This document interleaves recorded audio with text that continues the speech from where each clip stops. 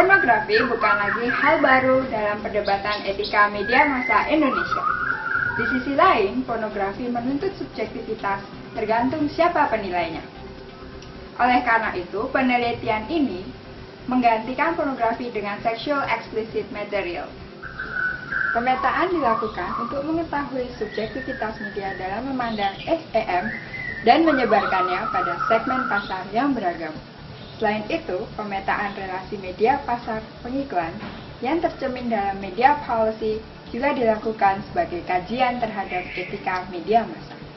Majalah dewasa dan koran kuning adalah dua jenis media cetak yang paling umum menampilkan sexual explicit material atau umumnya disebut SEM.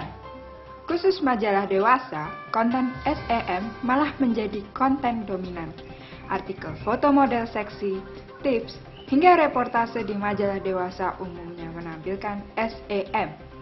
Di koran kuning, SEM muncul dalam berita-berita dengan gaya bahasa yang konotatif dan vulgar. Fakta bahwa jenis media ini punya eksistensi yang cukup kuat di kalangan media massa di Indonesia patut membuat kita bertanya, mengapa mereka bisa bertahan? Kami melakukan penelitian di 4 media cetak: Popular, Maxim, Pos Kota, dan Merapi Pembaruan. Kami mencoba untuk menemukan relasi ekonomi politik yang membuat keempat media ini dapat bertahan di kancah persaingan media di Indonesia. Kami berusaha mengulik keterkaitan konten, audiens, dan pengiklan dalam menjalin suatu rantai ekonomi politik. Vincent Moskow menyodorkan suatu kerangka berpikir kritis dalam konteks komunikasi massa, yaitu komodifikasi. Melalui kerangka ini, Moskow melihat bahwa hubungan antara media dan pembaca dibangun oleh komoditas, bernama konten. Dalam majalah dewasa dan koran kuning, konten SEM menjadi komoditas utama yang disajikan media kepada pembaca. Sementara hubungan antara pembaca dan pengiklan dibangun lewat komoditas bernama audiens. Audiens menjadi barang jualan media untuk pengiklan, dan mereka mau melakukan promo produk di media tersebut yang mana akan memberikan keuntungan ekonomi bagi media. Popular mengakui melakukan sedikit rekayasa bahasa dalam penulisan wawancara agar dapat dibaca dengan lebih nakal.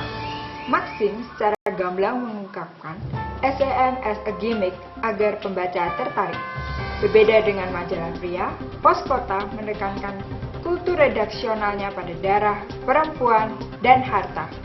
Perempuan sebagai bagian SEM digunakan untuk menarik pembaca dalam judul yang sensasional dan bahasa penulisan yang memuat SEM. Hal itu terjadi pula pada SKH Merapi Pembaruan sebelum mengalami pembaruan. Ada dua hal penting dalam kategorisasi penggunaan SEM. Majalah dewasa menggunakan SEM as a fun gimmick. Koran kuning menggunakannya sebagai bagian dari kriminalitas. Media bukan satu-satunya lakon dalam pemanfaatan SEM sebagai presentasi informasi. Pengiklan juga turut menguatkan. Media policies memberi ruang bagi iklan dalam memanfaatkan SEM sebagai daya tarik. Misalnya, Maxim menyediakan fashion spread, menyediakan foto model seksi untuk mempromosikan produk dalam rubrik.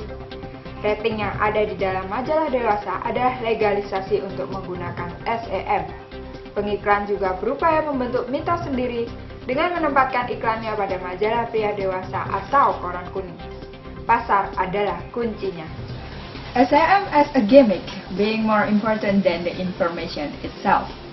Tentu tidak sesuai dengan etika komunikasi massa. Oleh karenanya, sebagai kepedulian kami terhadap etika, kami ingin mengatakan, stop using SEM as a gimmick.